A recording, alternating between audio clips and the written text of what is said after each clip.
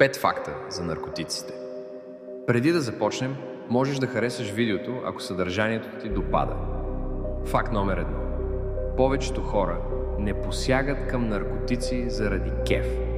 Посягат, защото искат да спрат напрежението, тревожността или празнотата. Факт номер 2. Първият ефект рядко е проблемът. Проблемът е, че мозъкът го запомня като бърз изход и започва да го търси отново. Факт номер 3. Наркотиците не създават ново щастие. Те просто усилват или заглушават това, което вече е в теб. Факт номер 4.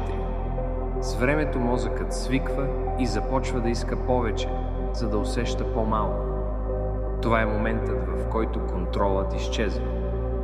Факт номер 5. Най-трудната част не е спирането, а животът след това, когато трябва да се справиш с емоциите без бягство. Качвам видеа за психология, зависимости и човешко поведение. Ако търсиш такъв тип съдържание, последвай.